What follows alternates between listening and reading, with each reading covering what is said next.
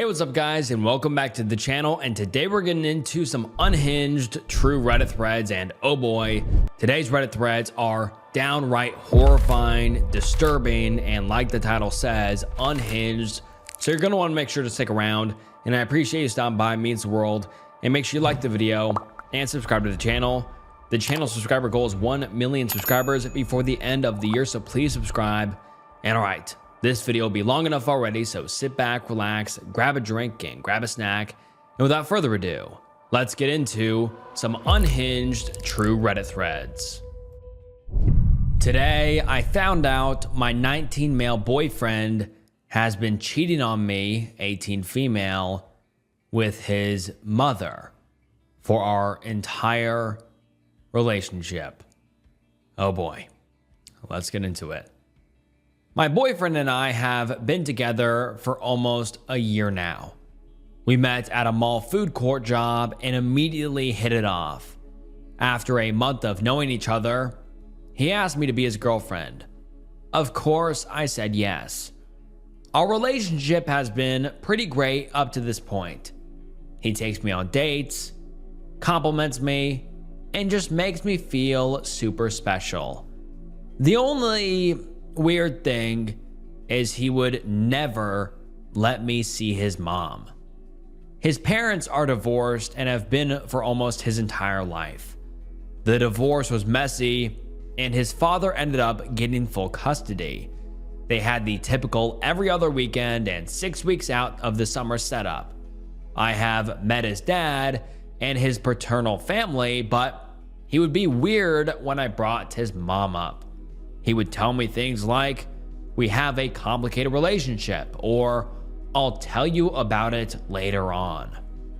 After 3 months into the relationship, I began to realize he would never answer his mother's calls or texts around me. He would hastily clear it out or step into another room to talk to her, even if it was just texting. I tried to not let it bother me because I wanted to respect his boundaries.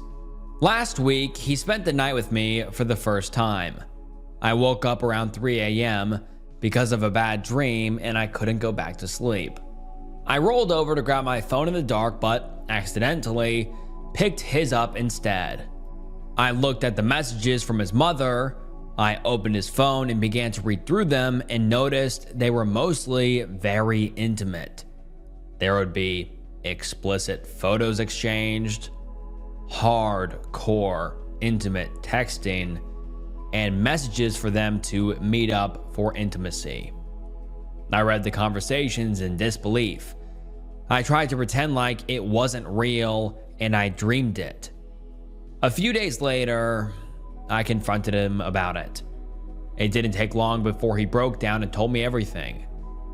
He had been having intimacy with his mother since he was very young. They usually have intimacy once a week, sometimes more. They've been doing this throughout our entire relationship. He never told her that he had a girlfriend because he wanted them to still have their weekly sessions. At this point, I don't know what to do. I love him with all my heart, but I'm so disgusted with him and his mother. I haven't talked to him since he told me everything. After he told me, I ran out and drove to a town 2 hours away. I blocked him on every social media and his phone number. I changed the locks to my house. I have also called the weekend to work so he can't find me. What should I do? Make it work out or break up with him? Update. Thank you everyone for your advice and kind words. I have decided that I'm going to talk to his dad and him both. I'll talk to his father first, then him. That way, his father can help me figure out what course of action we may need to take. I messaged both of them an hour ago. His father agreed to meet this afternoon. I unblocked my boyfriend and I'm still waiting on a reply from him. I will update later after I talk to them both and decide what I should do. And then the OP gives us an update the next day, and it reads as follows. I have no idea where to start with the events that have occurred within the past 11 hours since I last posted. I am still shaken up and this is hard to process. My boyfriend finally messaged me back a few hours after I asked him to meet up with me. He agreed to meet me at his apartment. I made sure that I was going to talk to his dad before him so he could help me find the correct course of action for my boyfriend. Well, I met with the father. We will call him X. I was so scared before talking to X that I was shaking. My voice was unsteady, and I had tears in my eyes when I walked in. I had no idea where to begin. X looked concerned, so he sat us down across from each other. I told X that I believe his son has been SA'd for 6 years now. Of course, X was taken aback. I started to tell him about what my boyfriend told me. That's when X started to be more and more puzzled. He stopped me while telling the story I knew about my boyfriend and his mother. X told me that there's no way this is completely true. When he says this, I start getting confused as well. X tells me that my boyfriend's mother died in a car accident when he was 8. X never remarried or had a girlfriend. At this point, I am dumbfounded and I have no idea what to say. X tells me that he didn't think my boyfriend's mother was SA while she was alive, or why my boyfriend would even tell me this. X also tells me that he has no idea who mom might be on his phone. I take a few minutes to calm down and think before I head over to my boyfriend's apartment. The drive was only 10-ish minutes from X's house to my boyfriend's. I took this time to process what X told me and what I would say to my boyfriend. When I got to the apartment, I promptly went inside. I demanded answers immediately.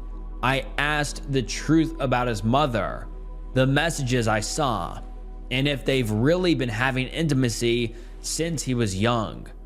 Of course, he apologized again and gave me the same story, but it made me angry. This is where I lost my cool. I yelled and told him that X told me that his biological mother had been dead for almost 11 years. I told him I knew there was no way the story he told me was true because his mother passed away when he was 8 years old.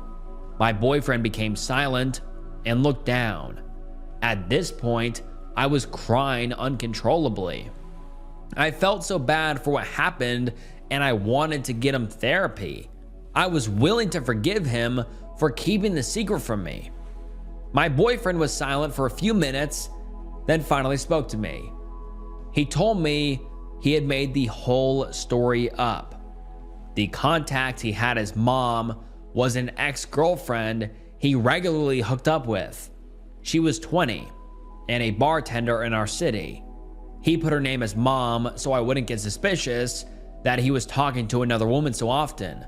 He didn't think I would find out, so he fabricated the whole story up.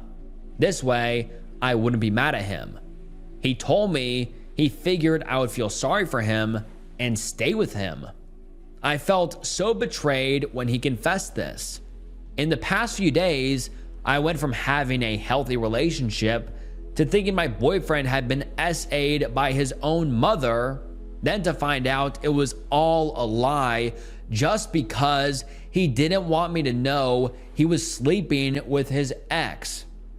He then tried to justify this further, telling me it was meaningless and he only loved me. I told my boyfriend that I want nothing to do with him and left. He tried to follow and pled with me, but I ignored him.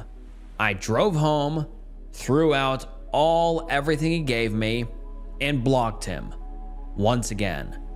I cannot believe he lied about something so major just to protect himself. I haven't stopped crying since I left his apartment.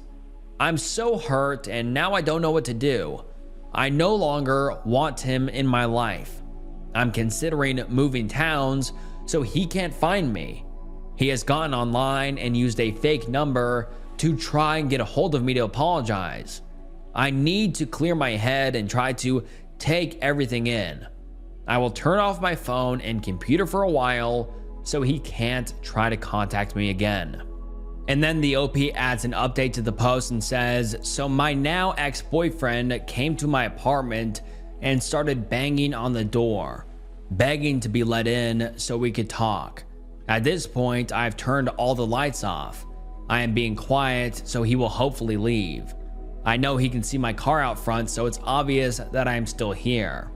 I want to call the cops, but I am not sure there's much they can do.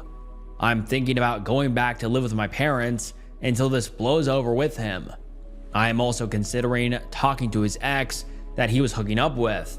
I got her full name and where she works. I will keep updates as I learn more about my ex-boyfriend. Update number 2, I'm having a lot of people send me messages, so thank you for the kind words.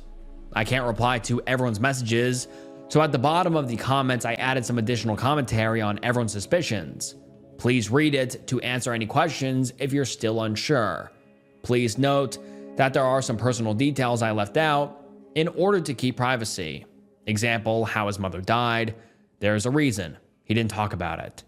And now let's get into some of those answers the OP gave to the common questions, and let's get into it. So I've been noticing a lot of similar comments. So many that I can't reply individually to each one of them. I'll just clarify some common questions I keep seeing. This account was made to get this off my chest and be a throwaway, so here this goes. Number 1, the explicit photos.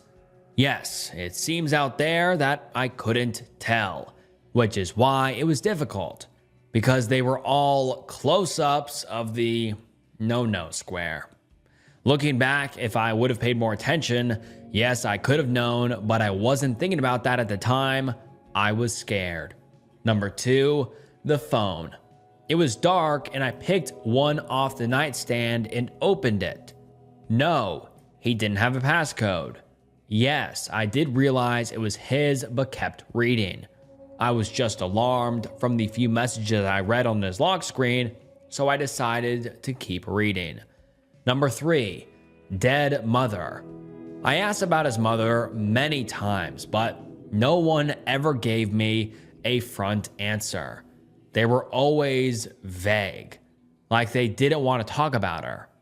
We had only been dating for a few months, and I don't feel like I should press about something someone doesn't want to discuss. Number 4, the ex. I cannot post much at this point on here because I decided to take legal action. I got into contact with his ex, and I can say this isn't the first time he has done something sociopathic like this. He has made some illegal moves, and her and I decided to take this a step further. Number 5, my job. No, I no longer work at the food court. I have a better paying job at the moment. I do have an apartment that my parents helped pay for, and they gave me a car to drive until I can support myself. My parents are super supportive and caring. They always have been. They're the only reason I am able to have what I have. Edit. I ended up talking to his ex. We had a long conversation and I learned some other information. She told me she had no idea what I was talking about when I said what he told me. She claims she hasn't talked to him in months because of a restraining order she has against him. He harassed her when she broke up with him back in 2017. She also almost had a child with him, but decided to have an operation to get it removed when they broke up. I cannot disclose why they broke it off. I am considering a restraining order as well, since the ex says she's not who he was cheating on me with. I have no idea who it is. I could care less at this point. I can't tell much else since I want legal action. I have told what I can to the best of my ability. And also, for you guys that always call these stories fake, this one was verified by a mod on the subreddit, and the moderator says, suffice to say, I thought the same initially. I thought it was fake initially, but we've got a specific process for this, which I put high faith in, and this post plus OP passed. And so for you guys that call each one of these Reddit threads fake, this was verified. And let's get into some of the top comments. Someone says, this is one of the most insane stories I have ever read on this subreddit. Holy shit. I really hope you're able to recover from this. My heart goes out to you.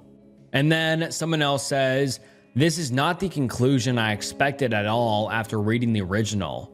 What a plot twist. Holy shit. OP, I'm so sorry this happened to you.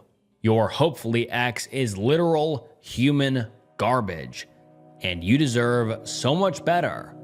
I know it's going to be very hard, but you can do this. I promise you there's another man out there who will treat you with all the respect and love you deserve.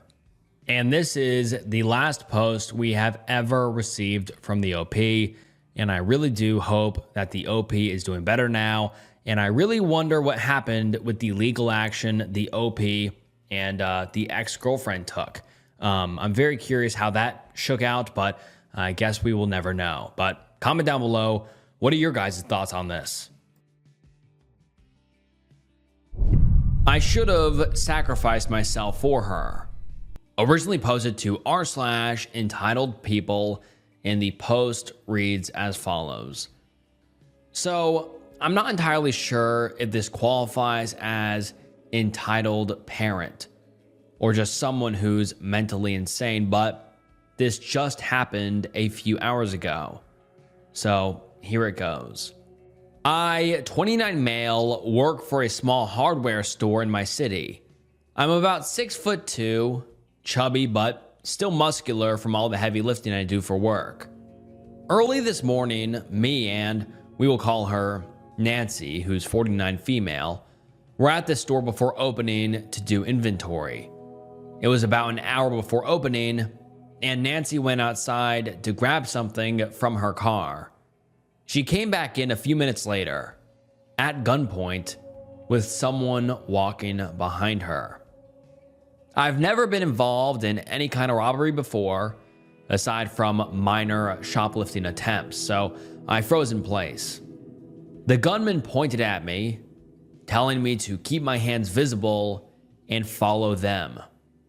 Nancy was technically the opening manager, and therefore had the keys to the store and vault in the back office. So he held me up while she emptied it. He was gone in about 10 minutes, but it felt like an eternity. Our store doesn't have any kind of silent alarm, so once we were sure he was gone, I went and called 911. After I get off the phone, Nancy comes up to me and asks, word for word, "What the F is wrong with you?" I stare at her, completely caught off guard, and asked her what she was talking about. She proceeds to rant at me until the police arrive. To sum up her rant, she basically said I was a, quote, pathetic excuse of a man, quote, not protecting a single mother when she was in danger. I asked her what she expected me to do in this situation. She expected me to try and get the gun away from him so he couldn't hurt her. It was around that point that the police arrived to take our statements and ensure we are okay. My actual boss is on vacation this week and has given me the next 2 days off, paid. I love this guy. To recover from the shock of the situation and to call him if I need anything. I haven't told him about Nancy's rant yet.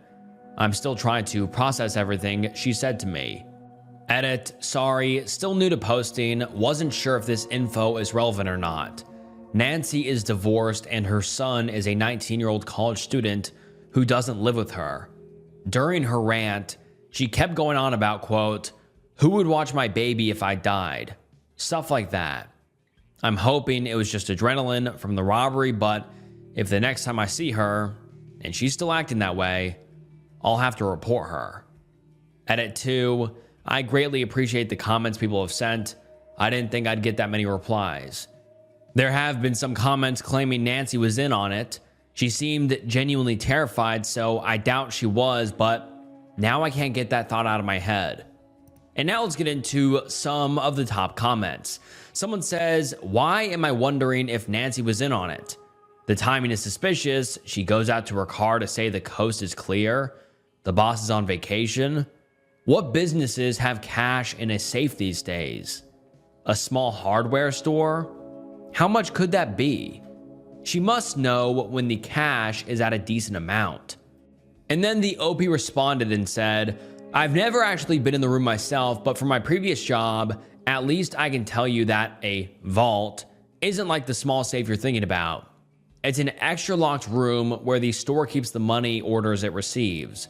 I wasn't specific about it in my story because I don't want this traced back to me, but the store I work for is still one of the chain hardware stores, just not one of the big name ones like the orange or blue logos.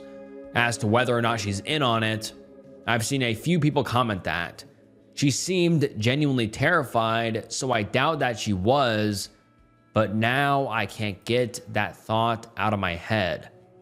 And someone else says, "Hopefully Nancy was just freaking out because of the incident. When she has time to process, she'll realize what a ridiculous request that was. If not, she has to quit watching superhero movies." And someone else says, "I have had jobs where the robbery response training was, quote, give it to them. Stuff is stuff. No stuff is worth your life. You did exactly right. You did not escalate the situation.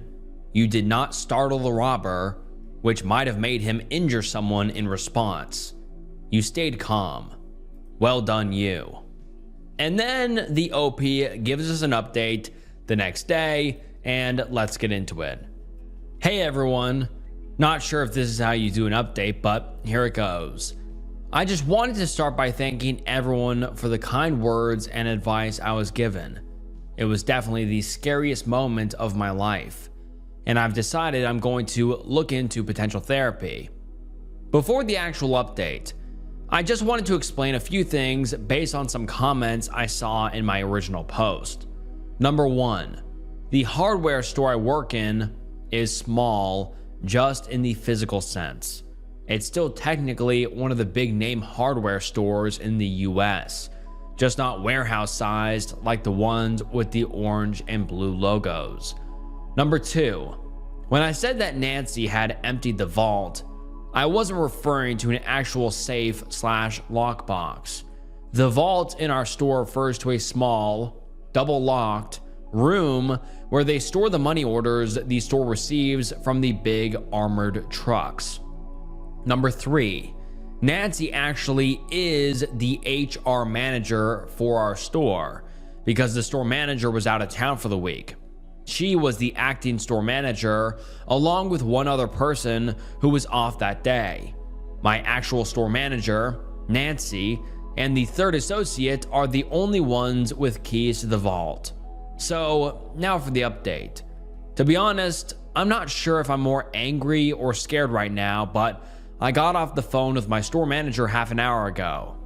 He was reviewing the security camera footage that was sent to him from his hotel room.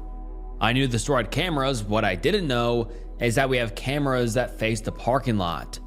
Some of you mentioned it in the comments, so you may not be surprised to hear that Nancy has been arrested for assisting in robbing the store. I can't go into extreme detail, but according to my boss, the gunman was seen exiting Nancy's car when she went outside. They spoke for a bit before walking back up to the store.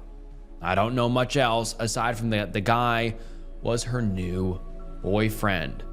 Wow, what a turn of events, but let's continue.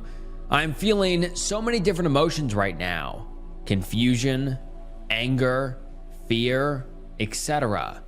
She traumatized someone 20 years younger than her for a few $1,000s.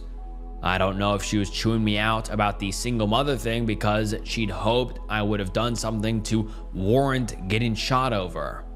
All I know is that this woman who originally did my hiring interview is mentally insane. As I said, I think I'm going to look into therapy for this. It's just too much for me to process alone. My boss has offered me additional leave of absence if needed as well. So for now, I'm going to take some time off, and if I get any more info I can share, I'll further update you. And now let's get into some of the top comments. Someone says, "Thank you for the update, OP. I'm just glad you did not get hurt. What a bitch. She set that up, then had to go at you to probably look innocent. I hope you take the time you need to get over this. Take care and keep updating when you can." And someone replies and says, "Sounds like she was hoping to murder him." And the OP responds and says, "See, that's the thought that I'm terrified of right now. Did she hate me so much for some reason? She wanted me dead?" And someone else replies and says, "Whatever her motives were, they weren't personal. It was all about the money. I have no clue how she thought lashing out at you would help maintain her cover. Maybe her logic was, I've got to make my coworker look like a suspect. I know. I'll emphasize how he did nothing to stop the guy. That'll make him look suspicious instead of me. But she was willing to traumatize you and endanger your life to get her hands on some cash? I'm so sorry. You do not deserve this. It's disgusting. Your life was in danger, and your brain is going to need some time to heal and get out of survival mode. Give it all the time and therapeutic treatment it needs." And then we get an update about 2 weeks later, and let's get into it. "Hey everyone, I didn't think I'd be posting again this soon, but it sounds like things are being handled outside of court, so I should be in the clear. I'm not sure if there's going to be much more of a resolution than this, but if more happens, I'll update you further. Before I begin, I just want to say that I'm doing okay, for the most part. I had my first therapy session 2 days ago, and she seems like a good one, so I'm going to stick with her for now. I told her about my Reddit post, and she thinks that as long as I'm not giving out real names or anything, it could be very therapeutic to discuss what happened to me with others. Now for the update. Nancy's boyfriend is in prison for numerous charges, not contained solely to the robbery. That's the easiest part of this to explain. The rest gets weird. A week ago, I was asked to meet with Nancy and her attorney as she wanted to speak with me. I refused because I'm not at a point where I'm willing to speak with her, let alone look at her.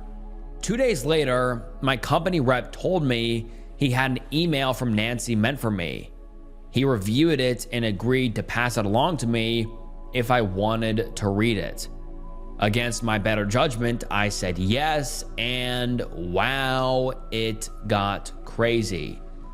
The email was a letter of apology to me. Nancy's boyfriend was an incredibly abusive drug dealer who had her too afraid of him to leave her or call the police. The robbery was his idea, and she was forced to go along with it under threat of being killed. She then apologized for her rant to me, claiming it was because in her mind, she believed I would have stepped in to save her somehow, and when I didn't, she had a bit of a mental breakdown. There was more to the letter, but those are really the main takeaways. I contacted my rep back telling him to reply that I appreciated her apology and am sorry for what she went through, but that I will never forgive her for putting me through that and to never contact me again when all is said and done. The last I heard, she is taking a plea deal. That's really all I have to give you all. I appreciate all of your helpful comments and will continue to answer questions you may have. I'm still in a messed up place mentally, but am getting the help I need. Thank you all again, and be safe out there. And that is the last update we have ever received from the update, but man, that was a lot of twists, and hopefully the OP got the help they needed and got the therapy they needed and are doing better now. I, 29 female, just found out that my fiance, who is 30 male, has been selling my underwear behind my back. We have been engaged for 4 months and dating for 2 years. We decided to move in together about 3 months ago, and everything has been going wonderfully. Throughout the last 3 months, I have noticed my underwear going missing every now and then. I have thought nothing about it because I probably have like 50 pairs, and I usually keep a pair or two in different bags/purses in case of accidents. So sometimes I will be looking for that specific pair of underwear, but can't find it, so I just assume it is in a purse or bag. Or so that was my reasoning. This morning, I was looking for the matching underwear to a bra I was wearing. I looked all over and could not find them. I asked my fiance to check the dryer in case they were in there. He chuckled and said he had sold them. I assumed he was kidding and laughed and asked him to look for me. He then goes, "Babe, I'm serious." I could not believe what I was hearing. I was beyond upset and hurt. I pressed him for details, and he said he has been selling my worn underwear to random people. I packed a bag and went to my sister's house for the night. I feel sick to my stomach about this. We aren't even broke or strapped for cash. His reasoning was that he wanted to make extra money to get me a nice wedding band. I need advice for what I should do. I am at a loss right now. And now let's get into some of the top comments. Someone says, "Why did he never think to ask your opinion beforehand?" Oh, that's right, because it's creepy and he knew it would cross a line with you. Don't let him try to justify his actions. Even putting aside the grossness of this, he's still stealing your belongings and stealing them without your permission, let alone those being belongings with your bodily fluid on them. And the OP replies and says, "This is a good point. It is essentially stealing my stuff, never mind the fluids thing. I am honestly considering calling off the wedding. I am just so upset and creeped out." Another person says, "I know that you have a long history with him, but if he's kept something like this a secret, with absolutely no hint of remorse when confronted, and just everything about this says to me that he's a weirdo who doesn't respect boundaries and has no problem keeping awful secrets from you. I don't think I'd ever be able to trust someone who done that. Break up. Break up entirely." And the OP replies and says, "Exactly.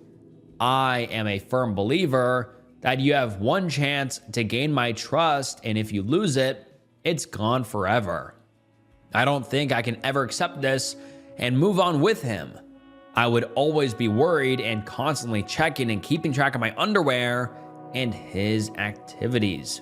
And people told the OP to tell friends and family, and the OP responds and says, "I would be embarrassed to tell my family about this. It just sounds so dirty, and I feel like it would badly reflect on me that I chose this man as my fiance. And I have confided in my sister. I am just embarrassed to tell this to my parents. They are very conservative and probably don't even know that underwear selling exists.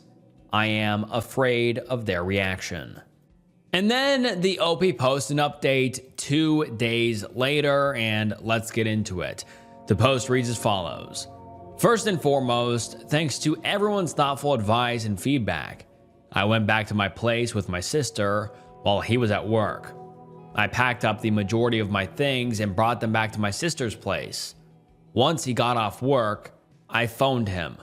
I felt that this was the easiest method of communication and told him to tell me exactly what he had done. Here are the main key points. He has been selling my used underwear for the last 3 months. In addition to this, he has also posted semi-explicit photos of myself that I had sent him. he had sold the underwear that I had on in the pictures. He said he only posted the pictures to the buyers to prove to them it was really worn by me. He said he told the buyers that I was 100% consenting. He pretended to be me in the emails, and when he met up in person to sell them, he would tell the men that I was too afraid of coming on my own and that I asked him to go deliver them. He has sold about 20 pairs of underwear. I have a lot of underwear, and I frequently purchase new pairs. This is why I didn't really notice such a huge amount going missing, especially since I usually keep a few pairs in gym bags, etc. He admitted to have made around $900 through this. He said he sells them for about $40, give or take. He initially told me he wanted a bit of extra cash in order to customize my wedding band. When I pressed him on it, he admitted he got a bit of a thrill by selling my underwear and knowing other men found me attractive / got aroused by my underwear. He apologized profusely and tried to compare it to selling my used designer shoes or purse. And I completely disagree with this because there is a explicit motivation for these men buying them. I feel exploited and taken advantage of. I have decided to break off the engagement and I am done with this relationship. This entire incident took me by surprise and I never suspected he would do something like this. I will hopefully break the news to my family this weekend with the support of my sister. He is still trying to convince me to go to couples therapy with him and wants to salvage our relationship. But I honestly am done with him at this point. And now let's get into some of the relevant comments.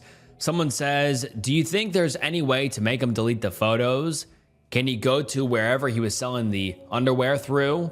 Craigslist? Not the underwear selling subreddit, I think, because he'd have to have gone through to verify he was a real girl and got him banned. And the OP responds and says, my sister went ahead and reported his email address. She found the ad. I felt too sick to look at it. But she verified that there were a few pictures posted and it was written by me, i.e. him pretending to be me. The ad also suggested intimate things like, quote, I get so aroused when I think of all the guys who will be jerking it into my underwear. Man, that is disgusting. And someone else says, screenshot and or print out these ads in the event you have to take legal action in the future. And the OP replied and said, my sister has already done so. And someone else says, it may sound cold, but are you considering pressing charges? And the OP says, very possibly. And someone replies to that and says, please, please do it. If for no other reason than to just teach him a lesson that this was not okay to anyone. Right now, he's probably thinking some BS like, I can't believe she's overreacting. It's not a big deal. I'm sure someone else wouldn't care. It is a big deal. Make him see that it is a big deal. And the OP responds and says, I got some comments stating I was overreacting and that it would be stupid of me to end a 2.5-year relationship over this. But the whole issue is that he was stealing and exploiting without my consent. I don't get how people think this is okay and I am being overdramatic. And someone else replies to that and says, you are not being overdramatic. You are being rightly outraged at the fact that your ex, you are so awesome for breaking up with him, exploited you non-consensually for profit. He is lower than scum. Scum doesn't deserve the comparison. He is a filthy human being, and I sincerely hope you press charges because that's so incredibly gross. And the OP replied and said, you painted a very accurate picture. This is all starting to really sink in now. Initially, I was so upset because I had envisioned us having kids / spending out life together. and I was heartbroken when I found this out. However, I'm now feeling better that I was able to find out his true identity before we said our vows. I also left my engagement ring back at our place when I got my stuff earlier. And that is the last update we have ever received from the OP, and I really do wonder if the OP ever decided to press charges or just leave him and break contact or what ended up happening, but we have never received an update. My husband is now a RSO, and I hate that he's tanked my life with his. And for those of you who don't know, RSO stands for Registered S Offender. Basically just a predator. And let's get into the post. My 25 female husband, who is 31 male, and I have been together for 5 years. Married for 2, and from the outside, we have the perfect life. We have the house, the yard, good jobs with benefits, 2 lovely pets, and a supportive circle of friends. We share the same hobbies and goals, and I swore this was the man I wanted to spend the rest of my life with. Recently, after disappearing for 2 whole days, shows up and tells me he got arrested for trying to meet up with a minor, but it turned out to be a sting operation, and suddenly everything went wrong. I all but lost my mind worrying for him, and then he destroys my world with this revelation. The trial went on for a whole year and has culminated in that now he has to register for life as a SO. Throughout it all, he has been withholding information from me, and all the information I found out has been through searching his computer and police reports and piecing things together myself. He has been begging for forgiveness nonstop, and his family is also trying to get me to forgive him. My family has been supporting me as best they can from my home country, but they want to pretend that he's not going to have to permanently register with another state if we were to move. Can't be left unattended with a minor, and this shame will hang over our heads forever. I can only be grateful that we live in California, so there wasn't a public notification to our neighbors, but I'm absolutely mortified to go outside anymore. Unfortunately for me, I am an immigrant and therefore a green card holder, and so my ability to stay in the country is tied to him. I love my life here, my job, my friends. I feel as if I've made a real home here. I also resent him for destroying the life we've built as we were discussing children, and now I can't fathom the thought of having children with him. I worked through all my emotions and am ready for a divorce, and I really want to be able to build a life here for myself, but as it stands, it's very unlikely, and so I've been beating myself up that all this work I've put into making this a home for us has been destroyed, and I've basically spent the last few nights mourning. I haven't spoken to any of my friends here, and I honestly don't know what to do. I'm thinking about quitting my job, can't work outside of the California, and just packing up as he can no longer sponsor me once my card expires, and I'll be living here illegally. Edit, thank you all for all the kind words and support. I never could have expected such an outpouring of kindness and advice. I've made an appointment with an immigration attorney, and I've made notes of all the important points and questions shared here. I hope to come back with good news. I will keep my hopes tempered, but I'm blown away by all of these comments. Edit 2, I don't know how to feel that I'm now at the top of the hot post, lol. I think this is the first time this week that I'm crying happy tears. I'm flattered and I'm so grateful for all of the well wishes, and I feel so seen and validated, which is something I've struggled with during this process. Again, thank you all for taking the time to read what was a moment of indescribable despair and overwhelming sadness and turning this into a story of hope. Thank you. And now let's get into some of the top comments.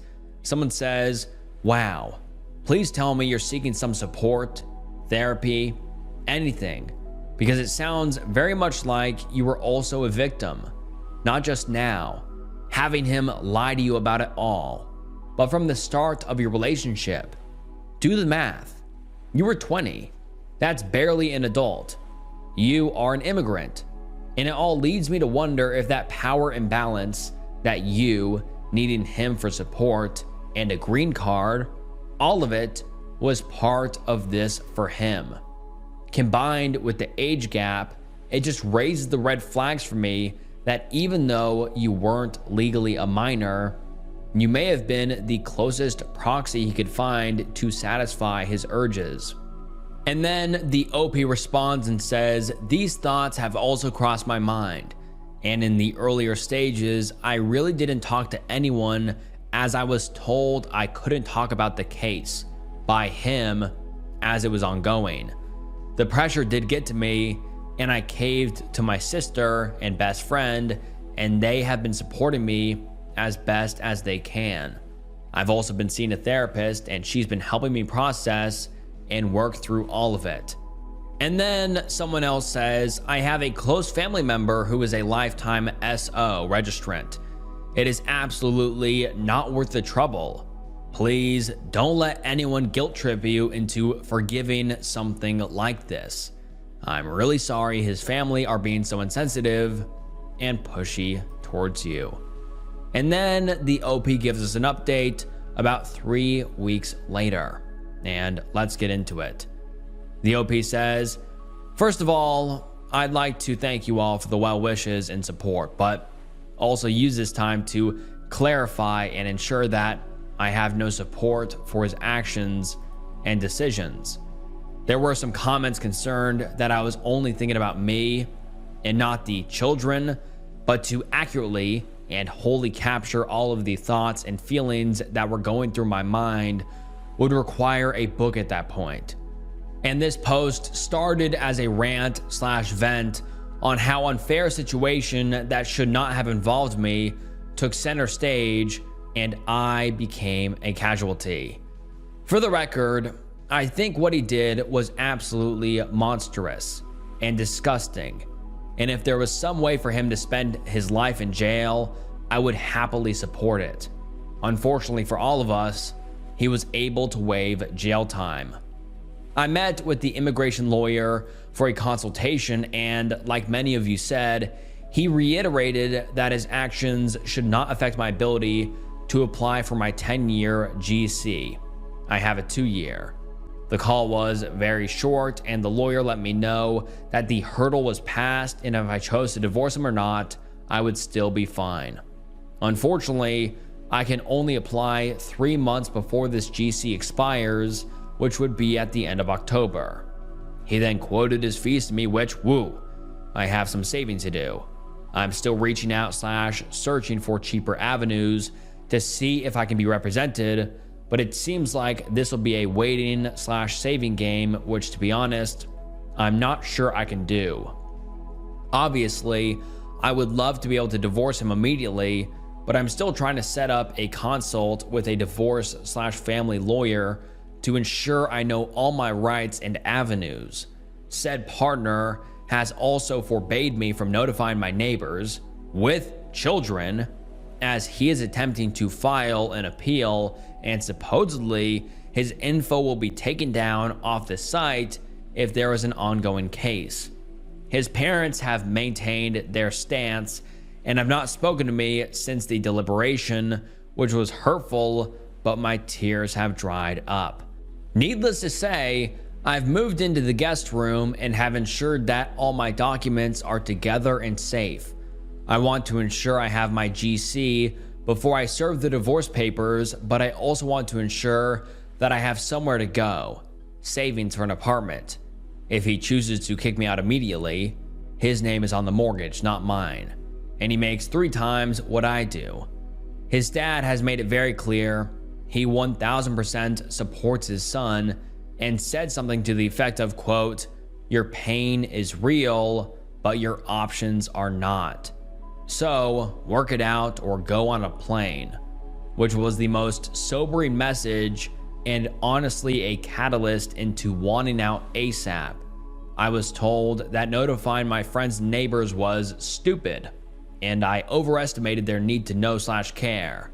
To have this life-altering situation boiled down to a binary definitely showed me that they really never cared about how I felt during this, and is a sure sign that this is normal for them, in a sense. He has been treating me as if I committed this crime, and his poor son was just an innocent bystander, which makes me wonder what has been said. But at this point, I don't care anymore. His son has taken the opposite stance and is so apologetic and regretful, and he has now, quote, realized what he had in this relationship, and if he were to lose me, he wouldn't know what to do, etc., etc.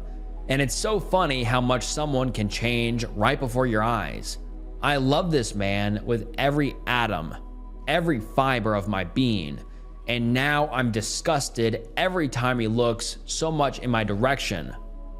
I do not speak to him unless necessary, and it's almost as if we don't even live together. A girl can dream, right? I'm not sure if this qualifies as a true update, but unlike the first post, I still have some hope. I hope I will be able to fully remove myself from the situation and rebuild what has been a beautiful life outside of this.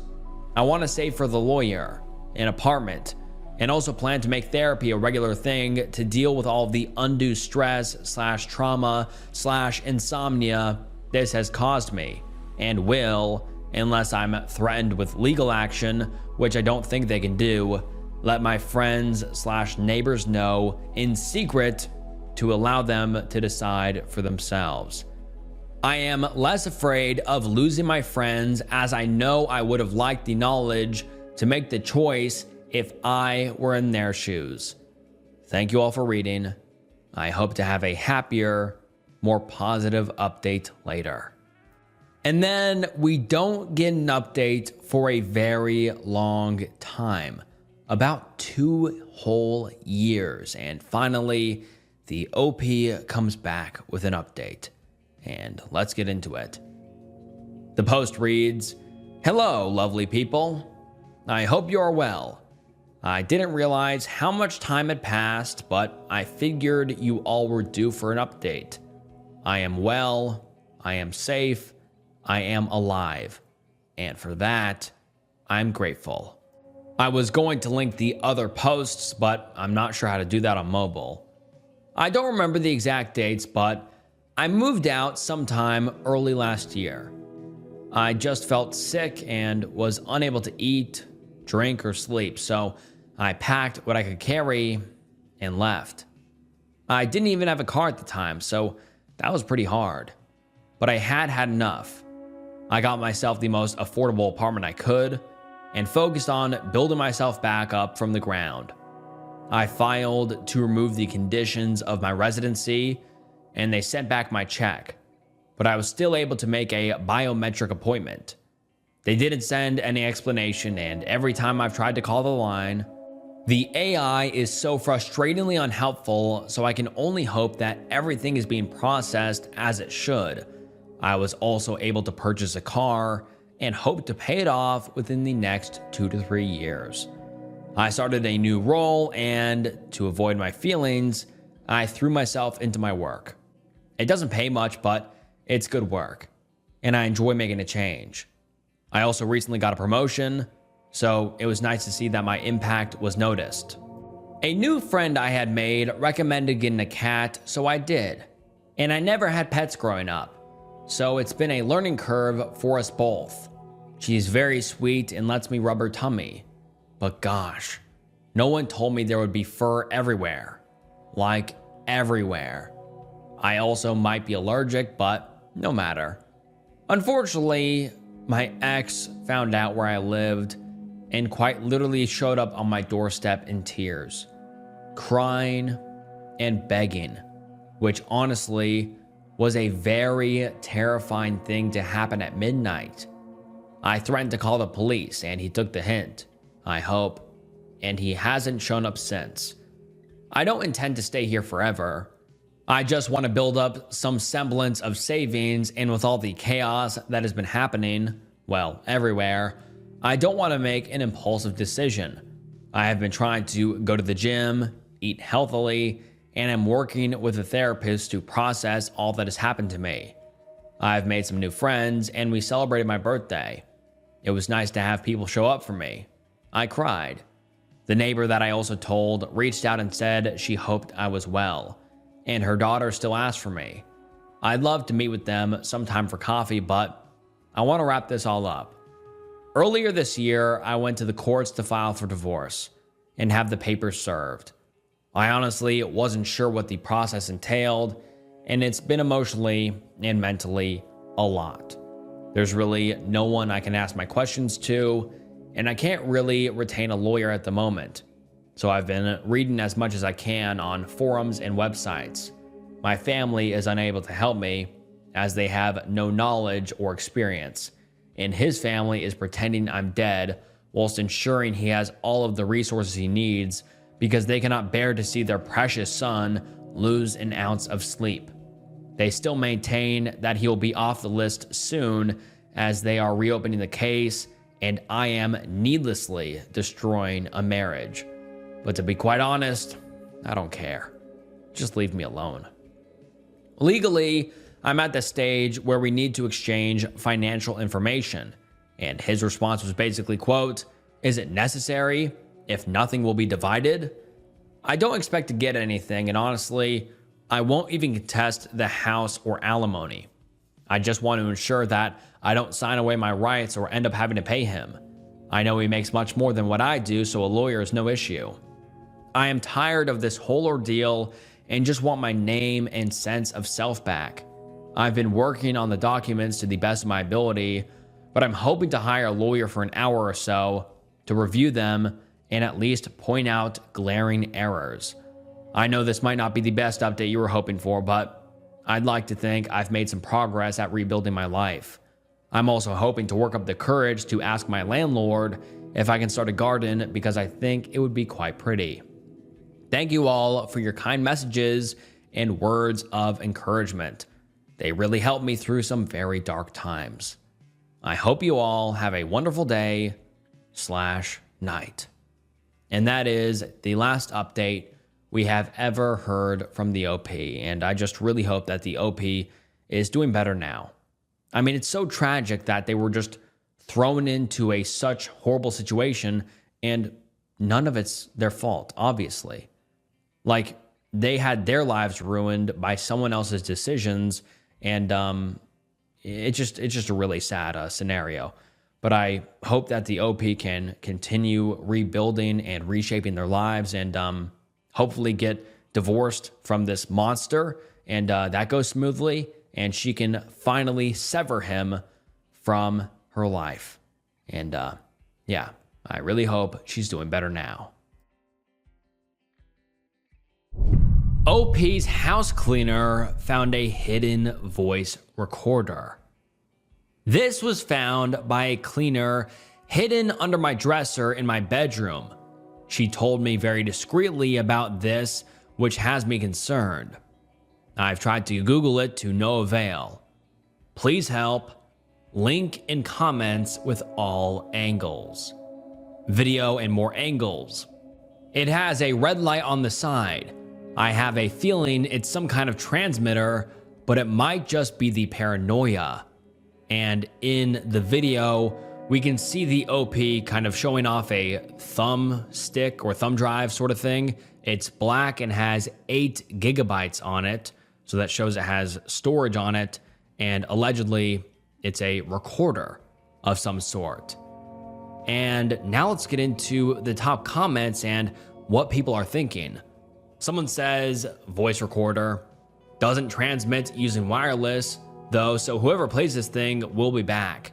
If this was on your home, chances are there are cameras as well. I would call somebody. If you don't know how to find this kind of stuff, to look thoroughly. Lamps, beds, sofas, walls, pretty much everything. Also, call the cops. And someone replies and says, also, don't talk about it. and make the call in public somewhere. You do not want the person to know you know. And someone apparently finds what the voice recorder is, and they comment saying, I believe I have the exact model here. I'm not going to read it all out, but it's basically confirmed it is a micro voice recorder with a voice activated recording, 20 hours battery, easy one button operation, 90 hours capacity. And someone else says, you need to take a really hard look at the people in your life right now. Do you have any suspicions of people that might want to do you wrong? An ex-lover? A creepy neighbor? Someone random you've noticed that gives you the willies? Who have you invited into your home that you do not trust? Also, keep in mind that if this device doesn't have a transmitter, this person has every intention of returning to your home to retrieve it. Protect yourself, OP, and definitely call the police. Does the dude from your r/creepypms post know who you are in real life? Where you live? Could be a likely suspect. Rejection is a potent motivator for insane and dangerous intrusive behavior. And then the OP explains her living situation, although her comment is deleted and I can no longer find it. But basically she says that she's living with her boyfriend. And I think people suspect that the boyfriend is the one that put the voice recorder in the hidden spot. And the OP says, I haven't confronted him yet. I'll wait until tomorrow while he is at work to plug it into the computer to see what it actually is. I've had messages saying it could be a camera and haven't yet found the exact model yet of what it is yet. I don't want to jump to conclusions. And then the OP gives us an update, and let's get into it. You guys are so kind. I'm updating from the bathroom before bed. I'm avoiding confrontation tonight until I can get a clear frame of mind and plan in place. I'm in Florida, but I'm from the UK. I haven't really got anyone out here. One friend who is on a H-2B visa and shares a bedroom with another girl. I basically called in all my favors when I last left borrowing money from friends. The last good thing I can say is that I haven't done anything wrong to cause him to act this way. I've never cheated, but he has. I think it's partially due to his past actions. He feels this way to set a recording device. He used to be a USA Army Ranger. I thought that might be why he has paranoia. Geez, my mind's going nuts, and I can't read all the comments on this toilet. Just going to pretend everything's okay, and I'll update more in the morning. Thank you everyone with the kind words. And then the OP gives us another update the next day, and the OP says, he found it and took it with him to work this morning. I'm shaking. I was going to go to the library and plug it in today. And then update 2, I asked him whilst on his way to work this morning, had he taken anything from my medication bag in my drawer beside my bed? He said no. Asked if he was sure. He replied that he took nothing of mine. Asked what he took. He replied his thumb drive. He was looking for it. I proceeded to act dumb, then said, are you sure it was a thumb drive? I asked him if he was sure that it wasn't a recording device. He admitted he took it, but also said he left it there for the cleaning lady to record her, which honestly seems like BS to me. I told him I'll be coming to his work to retrieve it.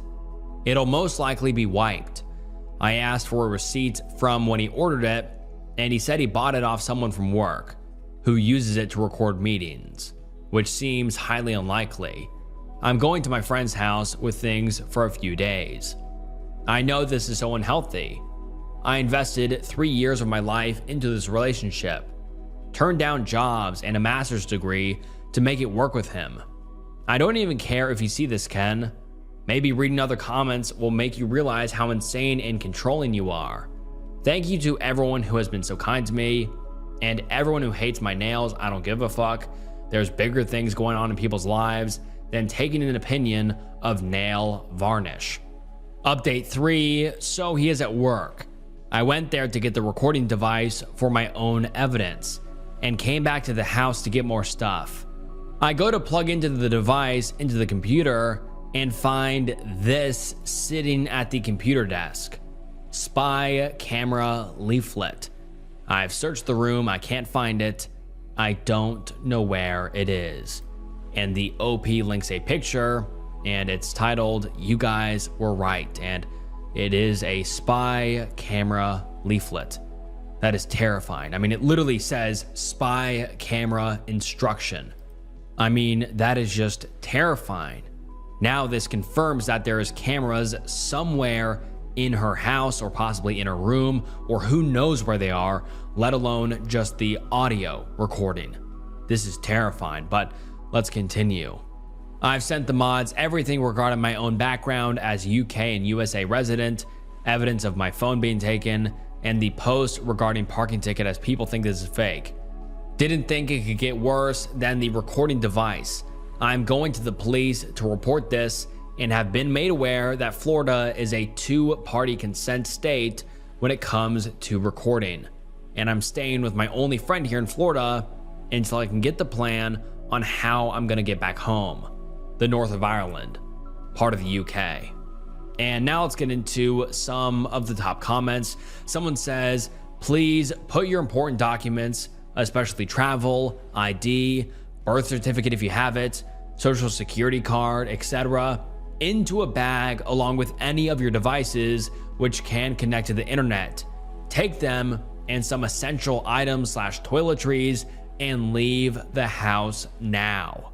After you leave, write a message immediately to your family / trusted friends and tell them you are not safe and have to leave. Now is the time to leave. No explanation. Do not answer if your ex-partner calls. He may come home early as soon as he realizes that you found the device. People who go to these lengths to control and conceal are not merciful. Rational people who will suddenly respect your boundaries or not stoop to trying to hurt you / regain control by any means necessary. Get out. And then we don't get an update for about 3 months. But then 3 months later, the OP comes back with a update titled, "I am alive and okay." And the post reads as follows. Hi, anyone who is looking for this. I haven't used Reddit in a while due to, well, this post. My life flipped upside down, and unfortunately I had no one to really turn to for help. I stayed with my friend for a few days, but long term that wasn't going to work. I had to come back to him, male 29, in order to have a roof over my head. People tried to donate money to me to get out, but I denied it as I'm really not wanting to give away my identity. I did end up finding a tiny hidden camera and another voice recorder. There is probably more. I know everything I do is watched or recorded. I check their location and they keep moving. My friends who know about all of this have become more distant. They are afraid for themselves being involved. I'm pretty sure there is a tracking device on the car. I just came here to say I appreciate the people who have messaged me. I appreciate the kindness in our Reddit community. If it wasn't for you people, I probably would have committed S-word. Currently, I got a job. It's part-time, $10 an hour, but it's enough for me to discreetly, slowly save enough so if anything escalates, I will have a little bit of money in my pocket to go. And then we don't get an update for a very long time, and people get understandably concerned. But let's get into the update because the OP comes back 19 months later and we finally get an update. It reads as follows. Guys, last year you solved this. It was a hidden voice recorder that my ex-boyfriend planted in the house. Following this, I found hidden cameras. They were disguised as charging blocks and even screws and tracking devices. I just thought I'd post here to let the 20,000 people who upvoted and personally messaged me to let them know I finally, a year later, was able to escape. I got back to Europe with my dog just in time to quarantine and spend Christmas with my family. Without yours, I probably never would have been smart enough to realize and have been stuck in a controlling relationship. I can't thank you all enough. You saved my life. Happy holidays." And then we get an Ask Me Anything from the OP 4 months later titled, "Redditors saved my life by identifying a hidden microphone. Ask me anything." I deleted the original post, but searching my username should bring up some evidence. I quickly gathered traction after posting a USB device on r/whatisthisthing, which was later identified as a hidden microphone. This led me to discover hidden cameras, microphones, and a tracking device. I have since escaped the abusive relationship I was in, so ask me anything. And now let's get into the top comments. Someone says, "First of all, really glad you found out. My question is, looking back with the benefit of 2020 hindsight, are there things that he did, not related to information he could have gathered from mics, that supported this controlling and abusive mindset? For example, stopping you from visiting friends, demanding that you dress a certain way, etc. AKA, things you may have just overlooked, but now you've connected the dots clearly show that he was abusive." And the OP responds and says, "In hindsight, yes, I had very few friends as I am from the UK and was then living in Florida. The one friend I did have, well, every time I seen her, he would argue with me, just make my life very difficult. He would make me pay his mortgage and left me with no money to live on without asking him for money, which needed an explanation as to what I'm going to spend it on and receipts. If I was home after him, like after 6 p.m., or if I didn't have a dinner ready for him, he would be very verbally abusive. It got to the stage where I just began to blank it out. Then he would punish the dog to hurt me, locking him up in his crate, leaving him outside, screaming at him. That was the only time I really stood up to him and he became physical with me. I would usually dress pretty conservatively, leggings and a t-shirt, so there wasn't too much to control that side. Things just gradually got worse, where he would be angry at me for FaceTiming my friends or family without him present to listen in. I changed my bank account details and he was furious.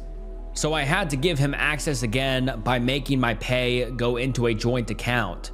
Yeah, so he was just an all-around controlling person, and in hindsight, I guess I didn't seem like a victim of domestic abuse, but not just shows no one knows what's going on behind closed doors."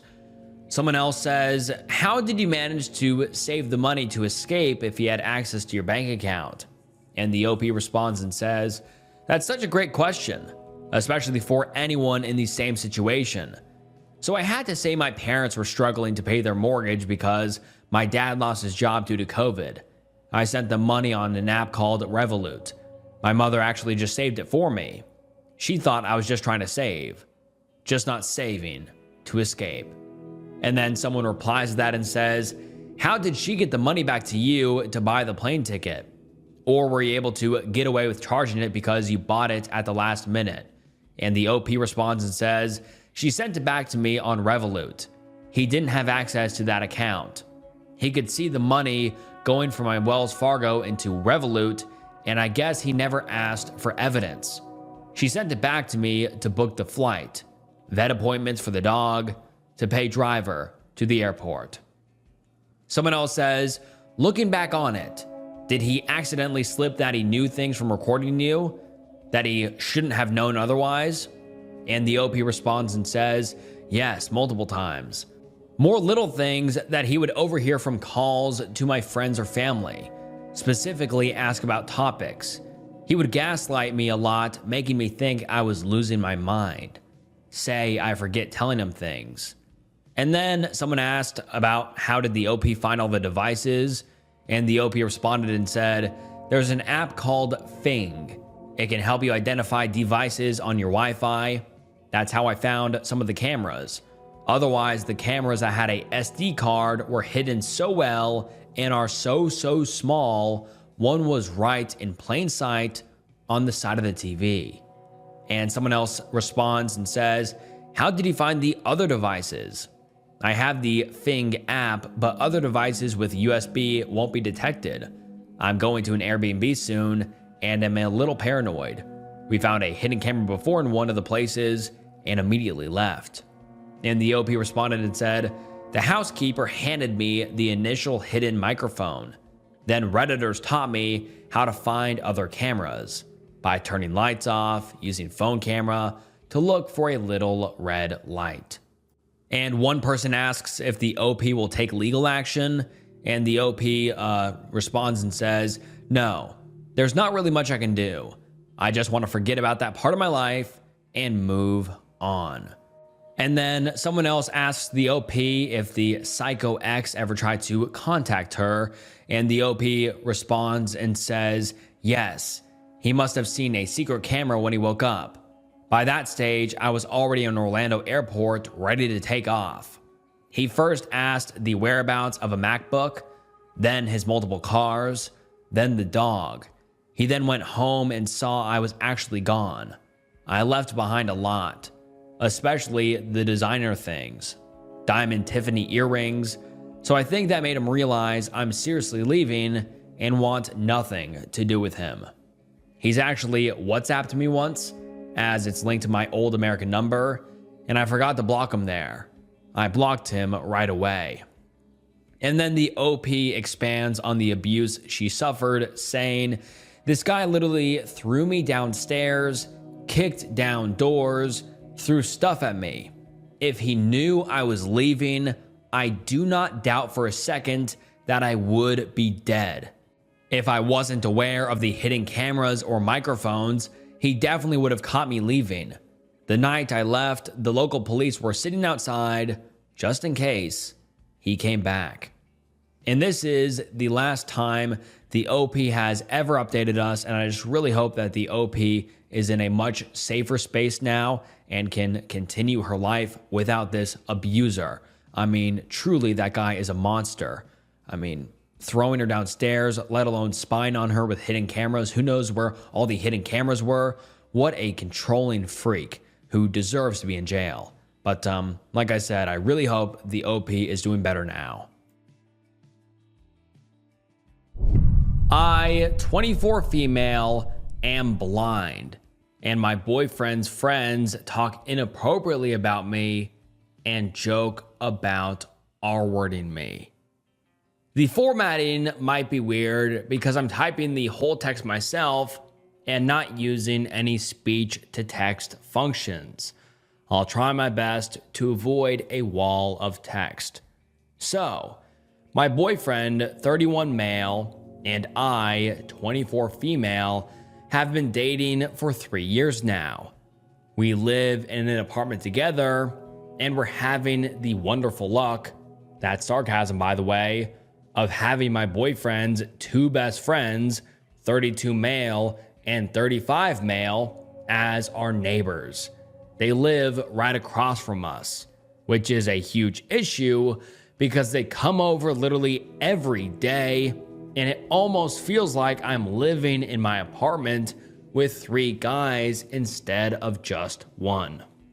Sometimes they come over when my boyfriend isn't even home and start engaging me in the most random and weirdest conversations. And sometimes these conversations are really disgusting. Here is an example. A few days ago, I was at home and my boyfriend was at work. As always, 32 male and 35 male decided to come over without bothering to tell me beforehand that they were coming over. The conversation was really unsettling this time. They started talking about, quote, how easy it could be to R-word me, because according to them, they could just walk in pretending to be my boyfriend and I wouldn't know it was them. This freaked me out a little bit because this is my exact issue. Whenever the door to my apartment opens, I always assume it's my boyfriend, but sometimes it's them instead. However, As soon as they open their stupid mouth, I know for sure that it's them and not my boyfriend. As if this whole quote, "I could R-word you and you wouldn't know it was me" thing wasn't enough. They said that if I got pregnant by one of them, I wouldn't know because I wouldn't be able to see that my child would look like one of them instead of my boyfriend.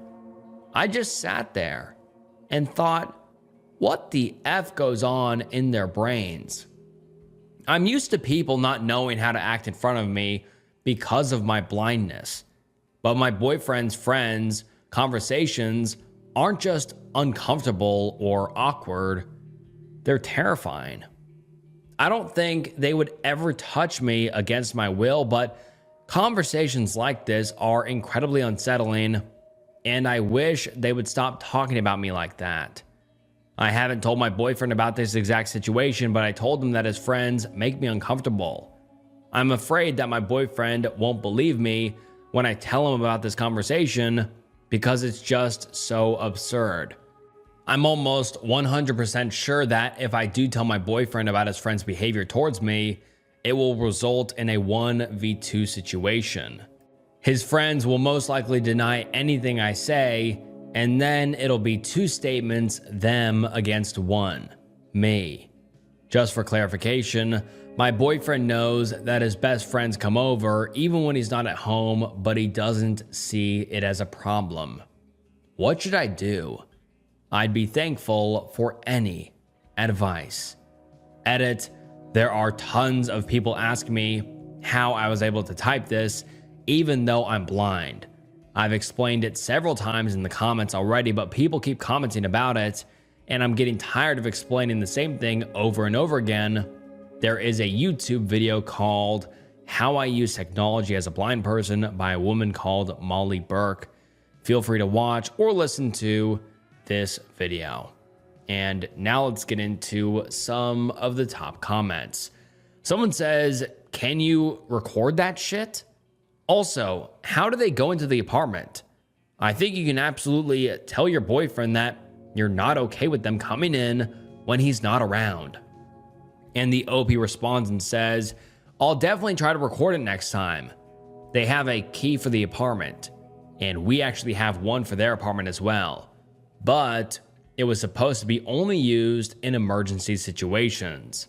And someone else says, "Tell your boyfriend about the conversation in detail and tell him that his friends are no longer welcome, especially if he's not around." OP, most women your boyfriend's age have never put up with this sort of behavior in the first place. Just popping in whenever? Simply nope. If your boyfriend doesn't believe you or takes his friend's side, break it up. Get out. They have their own home. Why do they need to come over when it's just you? Why don't you deserve private time? Start locking the door. Take their keys away or replace the lock. And someone else says, "Please lock your door. If they have a key, insist on having the lock changed and do not give them a copy. Tell your boyfriend that if they come into your place again, you're moving out. This is BS. If your boyfriend supports his friends over you, then you don't want him as your boyfriend. That's not how someone in a committed relationship should act. You should be the most important thing in the world to him." And someone else says, "OP, you need to get out of the situation ASAP, with or without your boyfriend. It is insane that these guys joke about this. Believe me, in absolutely no way, shape, or form is this normal at all. This feels like a ticking time bomb, and I'm genuinely concerned for your safety." And someone replies to that and says, "I honestly feel sick to my stomach imagining how incredibly unsafe OP must feel. Being blind is already a vulnerable way to walk through the world, especially as a woman. And to have two people who have unrestricted access to your home explicitly say that they could R-word you whenever they wanted to, good Lord, I want to cry for her." And then we get an update about 2.5 weeks later, which reads as follows. This is actually a repost of my update. I posted this only a few days after my original post, but I must have somehow deleted it because it doesn't show up on my profile anymore. I'm very sorry about that. Using technology as a blind person doesn't always go smoothly, but at least I was able to find the saved copy of my update on my laptop. And before anyone asks again, yes, blind people are able to use computers and phones. The amount of people that think I'm lying about being blind because I'm able to use a computer, a phone, and Reddit is sickening. If you are interested to see how blind people use technology, and she links to the same YouTube video I mentioned earlier, but let's get into the update.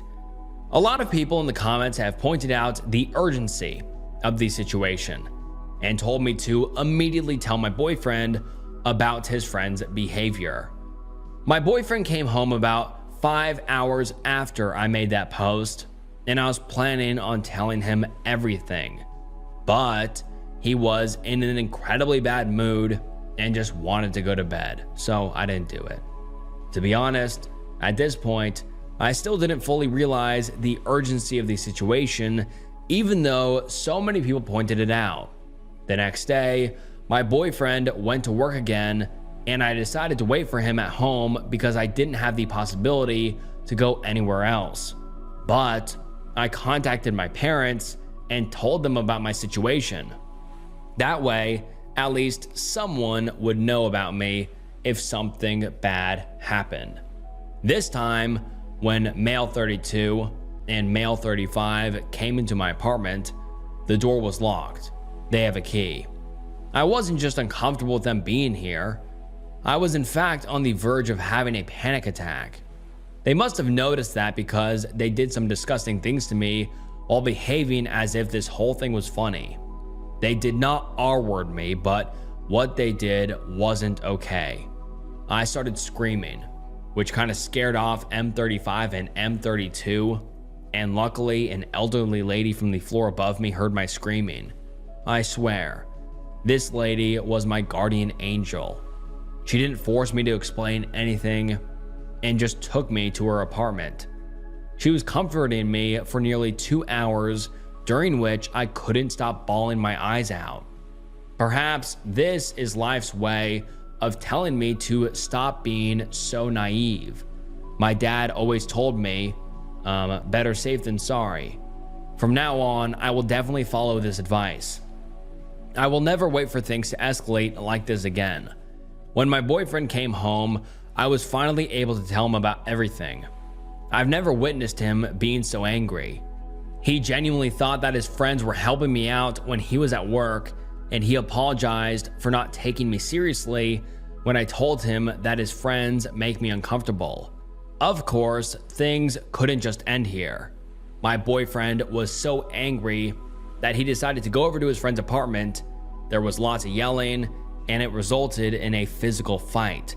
My boyfriend seems to have no injuries though. Shortly after, my boyfriend took some time off of work, packed our bags, and drove us to my parents' house.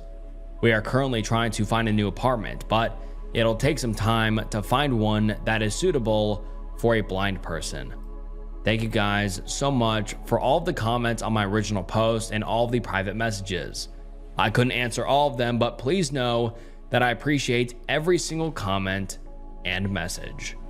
And one of the top comments on this post was, please report the friends to the police for threatening to R-word you and for assault. It sounds like something happened, as well as home invasion.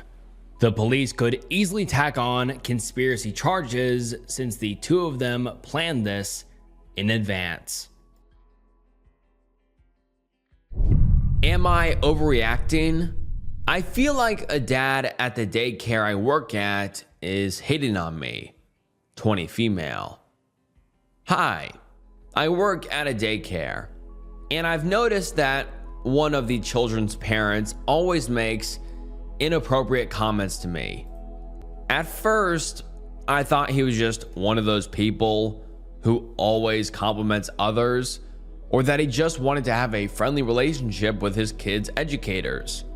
But now I think it's more than that. During my first few weeks there, I was always assigned to his younger daughter's group, the babies, so I would see him often. At first, it was just brief, friendly talk, but it really escalated when I started working with the older kids, 4-year-olds. His other daughter, let's call her Emmy, and I clicked right away when we found out we're birthday twins. She always wants me to play with her and asks for hugs literally every 2 minutes. Whenever her dad comes to pick up his kids, she always makes sure to give me a big hug and tells her dad that we're best friends. Last month, Emmy's dad and I ran into each other at the grocery store and started small talk.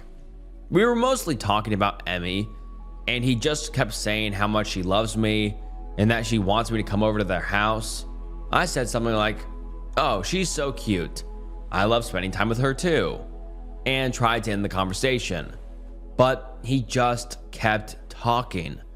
I noticed him looking at my chest a couple of times, which was one of the reasons I wanted to leave. He then offered me a ride, and although I initially declined, he kept pushing it, so I accepted. I didn't let him see my house. I told him to drop me off downtown. Since then, I kept running into him, but to the point where I don't think it's a coincidence. He doesn't live in the same neighborhood as me. I live near downtown. In fact, when he dropped me off the first time, he kept going on and on about how he would never live somewhere as far away as I do. So why do I keep seeing him? In our conversations, he always makes sure to compliment my physical appearance or mention my age and how young and smart I am. It obviously makes me uncomfortable, but for the sake of his daughters, especially Emmy, I don't really say anything. I have tried to set some boundaries, but it's really uncomfortable. I jokingly said once, "Well, if I were your age, I don't think I'd date someone as young as me." And he was like, "Well, good thing I would." And he laughed. I casually mentioned this in a conversation with one of my colleagues, and she said something like, "Oh, he's a flirt. That's what he does." She kept talking about how handsome he is. He is handsome, but also a married dad of 2. I asked if there's anything we, as educators, could do if, hypothetically, a parent is being too flirty/friendly with us. And she basically said no. Anyways, it's gotten hot outside, so I've started wearing sundresses, shorts, and crop tops. And he always compliments my outfits when he sees me and says he likes seeing my belly button piercing out. Ew. Also, Emmy has told me that her dad said I'll be their nanny for the weekends when the daycare is closed. I don't know if he actually said that because she's 4, but I don't want to ask because I don't want to give him ideas if he didn't actually say it. He has tried multiple times to give me his phone number to call him if there's anything, and I always gently reminded him that we can communicate through the daycare app. He always says that he would rather call me directly than through the app. He was always being super pushy, and I felt a little trapped, so I gave him my phone number. He texts me all the time asking what I'm doing, etc. I've FaceTimed his daughters a couple of times, but it just feels wrong. I briefly talked about this to a friend, and she said that she would have told his wife. I don't even think I have the guts to do that. Ever since my friend told me, I started casually bringing up his wife in conversations. He would always change the subject or say she's not there. Anyway, all of this is to ask, what should I do? Am I imagining things? I feel trapped. I can't lose my job. I'm scared that it'll take me forever to find another one. Also, all the kids love me and I love them. I've really gotten attached to them. I love Emmy too, and I mostly feel bad for her. What would you do in this situation? I've asked, and you can't ban a family from attending a daycare, so that option is out of the window. Also, we can't be on our phones 24/7, so it's extremely hard to get evidence. Anything helps. Thank you. I don't know if I'm posting this on the right sub. If not, sorry about that. Edit, I've never seen his wife. He's the one who does everything. Emmy has mentioned her a few times, saying things like, "Mommy got me this shirt," or something. But I don't even know what she looks like. He doesn't talk about her unless I bring her up. Edit 2, about the crop tops, we are allowed to wear them at work with long pants. Same things with shorts. We can wear them with a non-cropped shirt. 90% of his comments about my piercing were outside of work, when I would run into him. Also, I blocked him. I don't know if he noticed, but he's blocked. Edit 3, a lot of people are asking me why/what I'm scared of. I don't have an exact answer. I've had a lot of traumatizing experiences with men, so I don't feel comfortable around any men in general. I don't have any guy friends. It's like I think of all the things that could happen to me if they wanted to do that to me. Then I get scared/uncomfortable. I know I have a fawn trauma response and I'm working on it. I really am. Also, I have work on Friday or Wednesday maybe, and I will talk to my supervisors and update. And now let's get into some of the top comments. Someone says, stop FaceTiming him. Don't answer texts that aren't about his kids while you're working. There's no reason you have to respond to him at all, honestly. Continue to bring his wife up when you talk to him. If you see him in public, don't be nice to him. I had a student's father that made me uncomfortable. He got my number from a coworker. I was just a bitch to him. I only contacted their mom and about them. I mean, honestly, sometimes you just can't be nice to people without giving them the wrong idea. I'm sorry he's making you uncomfortable. This sucks. And then someone says that wouldn't be appropriate. Seems like a good response to 90% of his requests. I would get used to being comfortable saying that to pushy male customers. And the OP responds and says, I say that sometimes, and he's like, oh well, you're best friends with Emmy, so we're basically family. And I get scared, so I just laugh it off or I try to end the conversation. And then we get another update 3 days later, and let's get into it. Hello everyone. I want to thank everyone who gave me advice. I tried to read every comment. Before I give you an update, I need to clarify a few things. Number 1, I don't work at a school. It's a private, family-owned, I think, daycare. I have 3 managers, 2 women and 1 man. They became the new owners in January. I primarily interact with one of the female managers. I've tried to discuss the situation with her, but it's never the right time. For example, I'd knock on her office door and say I needed to talk about Emmy's dad. She'd say she's busy and ask me to come back later. When I did, she'd apologize and ask to talk the next day. She also suggested texting, but I didn't feel comfortable telling her everything through text. Number 2, some suggested having another teacher watch my group when he arrives, but that's not possible. In the afternoon after nap time, we take the kids outside until their parents pick them up. All educators need to stay outside to supervise. When parents arrive, I discuss their child's day and hand over their keychain. It's difficult because he always approaches me when I'm distracted, so I can't warn a coworker.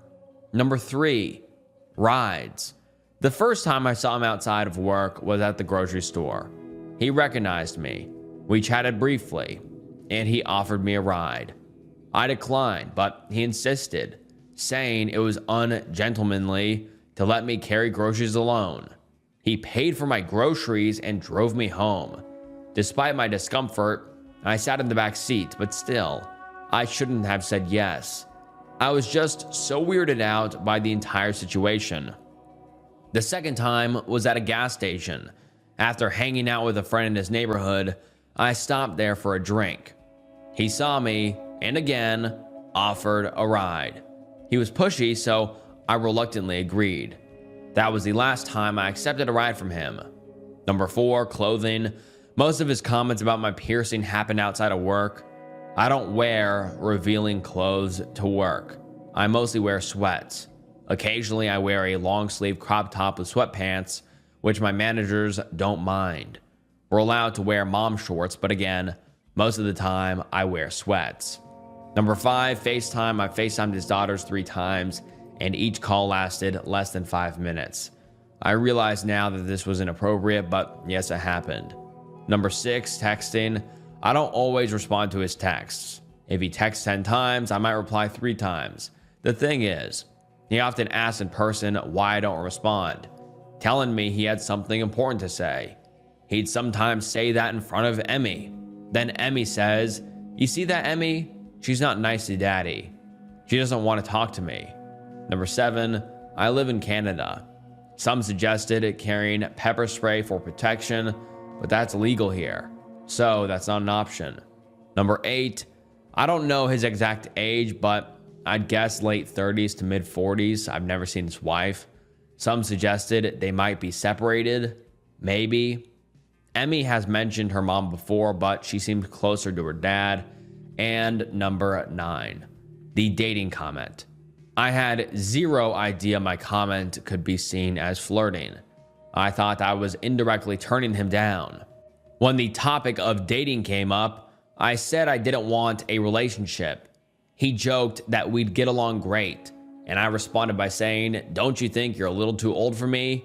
And he said jokingly, "Oh man, don't say that. You're very mature." That's when I said that I wouldn't date someone my age if I were his age. And then on to the update. I was only scheduled on Friday this week, but ended up working today too.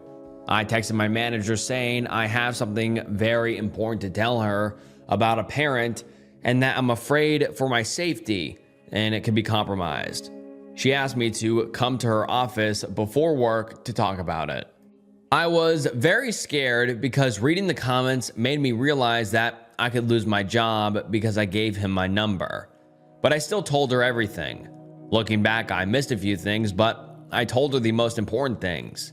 I told her about how in the beginning, when I was assigned to his 2-year-old daughter's group, he was very friendly and nice to me.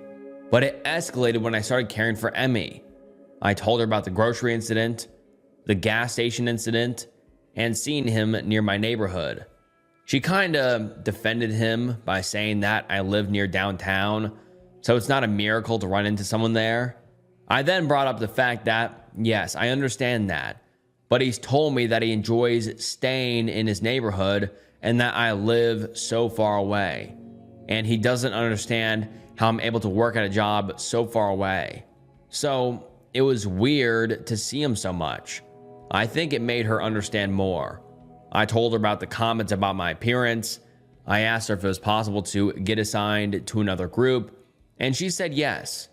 I told her about me giving him my number after feeling pressured, and she said that I shouldn't have done that it's very dangerous to give out personal information like that. She also said that, especially with my job, all communication must be through the app.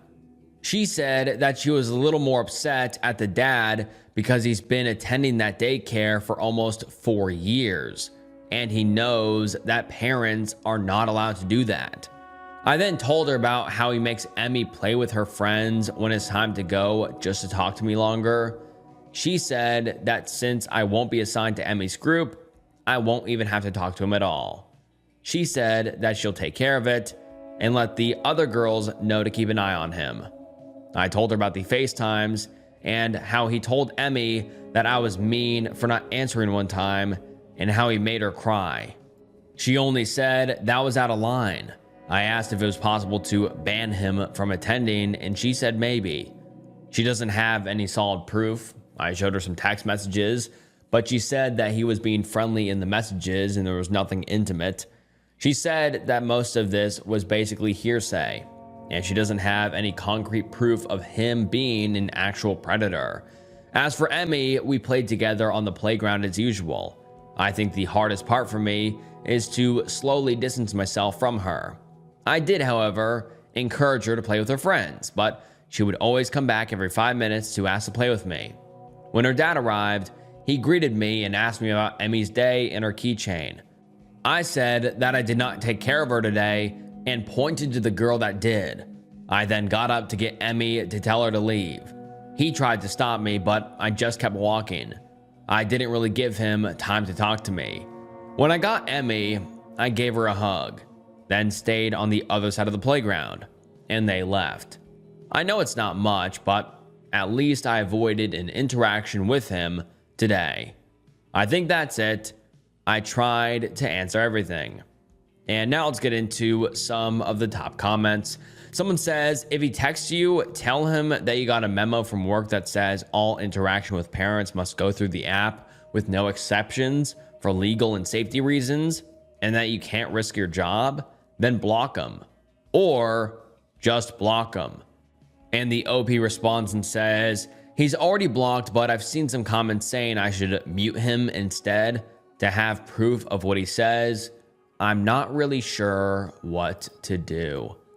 And then the OP gives us another update the next day, and let's get into it. Hi, I saw some comments asking for an update, so I wanted to share what happened because I am too ashamed to tell someone in real life. I had work from yesterday, 8 a.m. to 5 p.m., then straight to the gym to work out with a friend. I got there around 6 p.m. and worked out until around 8:30 p.m. I was walking home. I live about 10 minutes away from my gym when I heard someone behind me. Looking back, I know I shouldn't have walked home, but I didn't think about it in the moment. I had music in my ears, so I didn't know if someone was talking to me or on the phone, so I just kept walking. I felt the person getting closer and immediately thought, oh my God, what if it's him? I started walking a little faster. After about 2 minutes, the person tapped me on the shoulder. When I turned around, it was him. My heart dropped. I immediately froze. I had practiced what to say if I ever got into this situation, but of course, I had to forget everything. He acted like we ran into each other and said, hey, it's nice seeing you. I said, hi, nice seeing you, but I have to go. He complimented my hair. I recently dyed it, and said it looked good on me. I said a quick thank you and tried to leave. He then grabbed my wrist and said, I don't like when you act like that. I just froze up. I couldn't move. He asked why I don't take care of Emmy anymore. He said that she constantly asks about me at home and that I make her cry. I stuttered and said I didn't know, that I'm not the one who decides. I said I have to go now, sorry. He then asked if I blocked him. I said I really can't talk right now. He then blurted out that he saw me working out. He was doing all of this stuff, grabbing my wrist, mind you. I didn't know what to say, so I repeated I had to go. He then started looking me up and down in a disgusting way. He was staring at my chest while smiling. He then started caressing my arms. One arm stopped at my waist, and the other one kept caressing my arm. He would sometimes move it to my chest and touch me there. I don't know why I didn't just punch him in the face. I just could not move. Before you ask, I wasn't wearing anything revealing. I had on a hoodie and sweatpants. I even removed my belly piercing because I don't like this type of attention. I eventually quietly said, "Can you please stop?" He looked at me, smiled, and then left. I've been getting SA'd by men in my life since I was young. I promised myself after getting SA'd at 18 by a friend that I would never let it happen again. Now this, I don't know why this keeps happening. Most of the time, I feel like my body isn't even mine, just for someone else to use whenever they feel like it, no matter if I want it or not. Maybe it was my fault because I shouldn't have walked home knowing I had a stalker. Maybe it's my fault because I didn't tell him to leave me alone earlier. Maybe it's my fault because I'm 20 years old and I can't say no. I know he didn't full on grab my chest and squeeze them, but I felt so violated. I am too ashamed to reveal this to anyone. I told my boss I was sick to avoid going to work for a couple of days. I then went to the police station, but they said there wasn't anything they could do legally because he didn't commit actual crimes and that I didn't really have any proof. I just feel like they didn't take me seriously. They gave me tips to be more careful, like don't walk late at night, change your number, don't have the same routine, etc., but that's it. They won't give me a restraining order. I'll be honest, I didn't understand half of the terminology they were using, but from what I understood, we're both adults, so the texting and FaceTimes aren't incriminating enough. I guess I'll just stay home. I feel so dirty. I thought I had everything under control because I found a way to avoid him at work, but I guess I was wrong. I genuinely thought that I found a way to make everything stop. The worst part is I saw some comments saying that this whole situation could escalate if he finds out that I'm avoiding him, and I didn't believe them. Again, I was wrong. I don't know if I'm looking for advice or sympathy, but I don't have anyone in my life who can help. Maybe some friends, but I'm just too ashamed and embarrassed to say that a man was groping me, and I basically let it happen because I was scared. It's just humiliating. As for my family, knowing my mom, she would most likely shame me and say it's my fault. But yeah, here's the update, I guess. I don't know if I'll update after this, mainly because I don't know what else to do. Edit, copying and pasting this from one of my replies because I can see how it looks. I posted about him 4 days ago, but I started having doubts about him stalking me like a month ago, I think. I talked to my manager Wednesday, and I got assigned to another group. I didn't interact with him Wednesday, and yesterday, he is the one saying that his daughter is crying about not seeing me. I know it's not true. He keeps saying stuff like this, saying things about his daughter to make me feel bad because he knows we're close. When this incident happened, I went straight to the police station near my home to tell them what happened because it's opened day and night. I asked if with what I have, I can have a restraining order, and they said no. I know I'm updating quick, but I genuinely don't have anyone I can talk to about this. Edit 2, okay, I think I'll just quit my job, stay with a friend for now. I'll send an email explaining my situation with my boss and try to find a stay-at-home job. Thank you all. And now let's get into some of the top comments on that post. One user says, R-word alarm. You can get them on Amazon. A big advantage that simplifies your decision making. You were overloaded with options. Do you scream? Tell him to stop? Punch him? The R-word alarm cuts it down to one decision. Trigger the alarm or not. Also, part of indecision is often lack of plan. Planning, in this context, is doing your thinking early so when the time comes, you follow a script. For example, if he's stood square onto you and holding your arm, take a half step closer. He'll like that. He won't like you being in range to knee him in the balls. As he bends over, go for the nose, eyes and ears. Try to rip his ears off. Imagine the above. Run it like a movie. Now add it to the R-word alarm, or you screaming like a banshee. Consider other situations like this. Also, contact the police again. Ring them on the non-emergency number. Cops are horrible at taking reports. The call handlers are normally professional civilians who do this all the time. I used to be one. Even if they won't do anything, ask them for an incident number. That generates a record. Every time he does anything outside work, you ring up and state that it's an ongoing stalking incident and you want to report it and get a new number. When you've got 3, if the police still haven't done anything, find out how to make a complaint. You could find a woman's self-defense class, talk to the instructor, tell them what's happening. They may well be able to give you more specific advice than me. Also, ring your boss ASAP and let her know what happened. This is a serious issue for her too. And then we get an update a few weeks later, and let's get into the OP's new update, which reads as follows. Hello. A few weeks ago, I made a post about a man stalking me at the daycare where I work. I don't know how to link it. If I knew, I would. I told my boss I was sick for 4 days in a row to avoid going back to work. When I tried to call in sick again, she said she would have to fire me if I continued to skip work. I decided to quit because I was too scared to return and even more scared to reveal the real reason for quitting. When this happened, I moved in with my friend. I initially told her I had a fight with my mom and needed a place to stay. Later, I explained the real reason, and she helped me write an email to my boss explaining everything.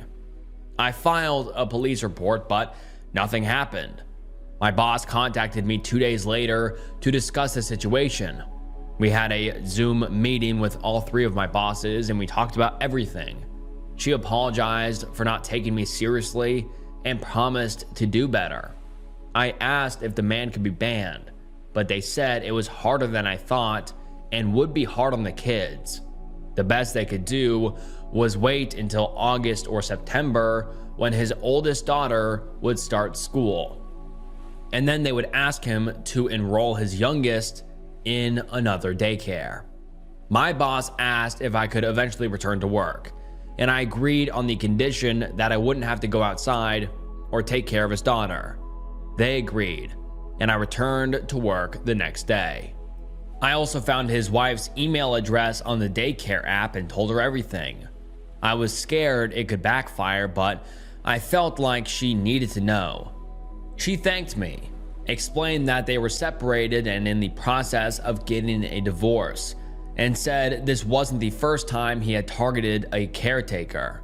She said she doesn't speak to him unless she absolutely has to, and the reason he does the pickup/drop-offs is because she lives too far away. She advised me to avoid him and warned that he could be charming and friendly, but was dangerous. She said he had a thing for younger girls and not to fall into his trap like she did. She gave me her number to call if I needed anything. My first few days back at work were fine. I would stay in the kitchen in the mornings to avoid him and would clock out before the parents arrived. However, I ran into him once when he picked up his youngest early. We were both surprised, and he tried to talk to me, but I quickly said hi and left.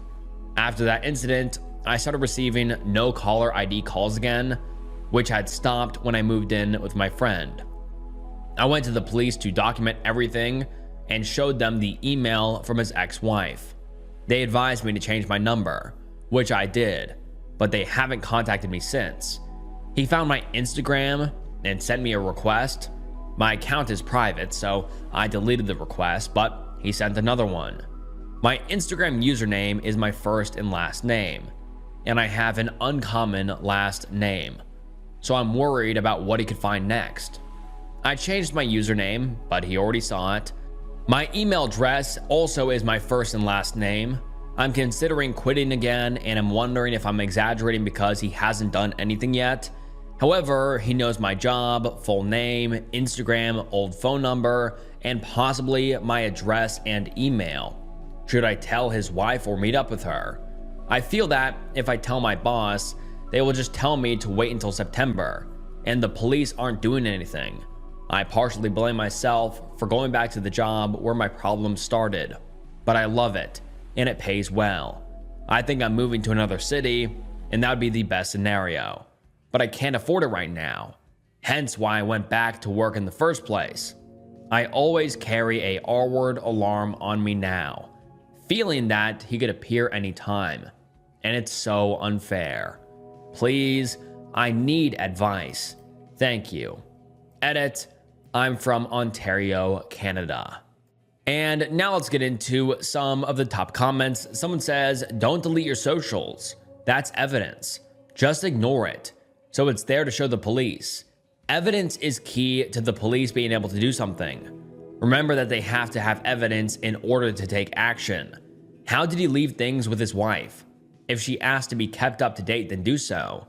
Otherwise, I just check in with her every few weeks. You're doing well dealing with this. I'm glad you got the alarm. Stay strong and document everything. And the OP replied and said, "She told me I could call her anytime and give me info about him whenever. I just don't feel comfortable telling her all of this when she doesn't want anything to do with him, so I feel a little stuck. And thank you so much." Someone else says, "This is really scary, OP. This man isn't backing down. He's ramping up his stalking by sending Instagram requests after you blocked him on Instagram already. His wife can't fix this. Tell your boss and please report his repeated efforts to your local police department. This is stalking. And stop saying hi to him at all. No words. You shouldn't have to leave a job to avoid a stalker." And the OP responds and says, "My boss said it would be too stressful on the kids for them to change daycares right now and leave all of their friends behind, so for the sake of the kids, we will have to wait until September." And yes, I know. I want to stop saying hi to him, but it's like an automated thing. Like as soon as I see a parent or a kid at work, I automatically say hi. I didn't even register it was him at first. And someone else says, "Have you specifically told him to stop? At this point, it seems like you have enough support around you to do so. And you're not going to get in trouble since they know what's going on. Can you get your boss to intervene and ask him to stop contacting you?" And the OP responded and said, "Yes, and I've told him I'm not interested. I told my boss, but she says to not respond to him." And then the OP posts a few days later with the update reading, "Hi everyone, just a quick update. I am alive and well. I don't know why it's not letting me respond to DMs. Maybe it's me, ha ha ha. I barely know how to work the app. I basically live with my friend now. I still go to work, but I'm trying to find a new job. I'm keeping this one until I can find another. The only thing is, I don't know where to apply. I can't live with my friend forever. She's trying to find a roommate for July 1st, and I can't officially move out yet. I feel like if I apply for a job near my house, it would be too easy for him to find me. If I apply far from home, I feel like it would be easier for him to attack me on my way back every day. I've been trying to pick up a habit of recording every time I leave my classroom or go outside to gather evidence. I forget sometimes, but I really try. I stopped going to the gym because he knows where it is. He also found my new number. I have no idea how. He keeps calling me, so I always have my phone on Do Not Disturb now. On June 18th, he called me 19 different times. I don't have concrete proof it's him, but I can feel it. I changed my email address, deactivated my Instagram, and made a new one with about 15 close friends. I showed the phone calls to the police, and they told me to send the evidence to an email address they gave me. However, since the numbers keep changing, it's not considered good evidence. They told me to keep trying to find more evidence. Isn't that their job? And to change my number again. I also emailed his ex-wife, telling her that he found my Instagram and new number. She replied with a lengthy email, basically advising me not to respond to him because he's dangerous. She gave me examples of how he used to treat her and her kids. She said he buys their love with toys and that she caught him one time jerking it to their previous nanny's pictures. She suggested deleting any photos of me on social media because he might be doing the same with me. She's been wanting a divorce for a long time, but he keeps dragging it out. He tells everyone he's happily married and still wears his ring. She's terrified for her kids because he always feeds them lies. I deleted my Facebook too. I showed my boss the calls, but she didn't seem to care and doubted my concerns. She was like, "Do you really think he's like that? I've known him for years. I promise he's so nice." I'm actually considering suing them because I think she finds me stupid. I had a panic attack yesterday because I can't walk without thinking every man behind me is him. I don't know how to sue someone, let alone a workplace, but I'll do my research. I bought wasp spray, but I don't carry it because knowing myself, I will just freeze up, and what if he ends up using it on me? Ultimately, I think I'm going to move. I'm considering moving to Montreal.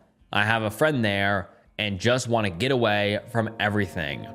Sorry for posting about the same situation for a month straight, but I don't want to bother my roommate all the time, and I don't want to scare her into making me move out. It's such a weird situation, and it's hard to explain to people. Like, it's not like I'm a celebrity with a crazy stalker fan. But yeah, little update. I guess I'll change my number again. Also, my phone's in French. Haha, don't mind. Judo means Thursday. Vendredi means Friday. And Lundi means Monday. Thank you everyone for the support. I feel less alone. And on the OP's post, she attaches the pictures of the tons of calls she got from this crazy stalker. And yeah, very, very scary.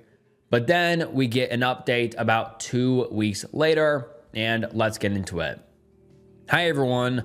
Okay, I think this is officially the final update about my stalker situation.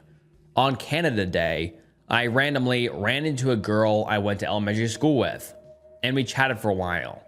She told me she had moved to a new place, so I jumped at the chance to ask if she needed a roommate.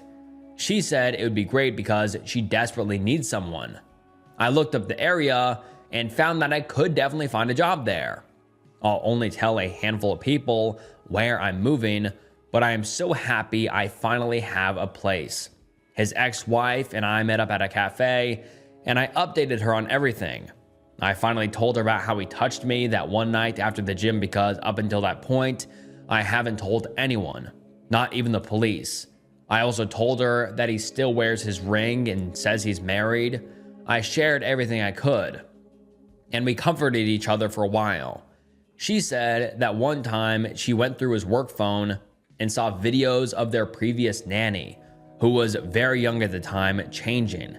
Now I'm terrified he may have videos of me because I'm not sure he doesn't know where I live, and I tend to change in front of my window sometimes without realizing it.